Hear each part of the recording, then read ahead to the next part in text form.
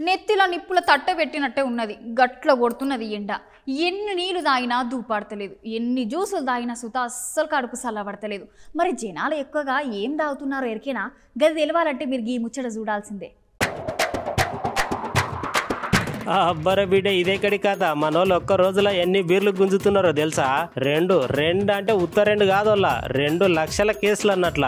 అందాదా లెక్కేస్తే ఒక్క కేసులో 12 అంటే ఒక్క రోజులో దగ్గర 24 లక్షల బీర్లు గట్టిగా గుంజుతున్నారంట. ఇదంతా ఎండల పుణ్యమేనంట.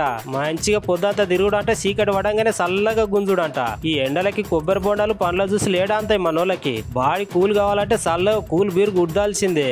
డిపోలకి లారీల దిగుడే ఆలస్యం. మనోళ్ళు కాటన్లు పట్టుకుని పోవుడు, సప్ప గుంజుడు. అసలే ఇంకా కొన్ని లగ్గాలు మిగిలే ఉన్నాయి. ఇక ఎక్కడ పెండి దావత్ అయినా పండుగ దావత్ అయినా ఫంక్షన్ ఏదైనా గుద్దుడు పక్క మనోళ్ళకి. అసలు అది లేకుంటే అసలు పండుగ ఉన్నట్టే ఉండదు. పోయిన సంవత్సరం కంటే ఈసారి దంద ఎక్కువగానే ఉందంట. ఎంత గట్టిగా ఎండలు కొడితే అంత దంద ఉందన్నట్టు లెక్క.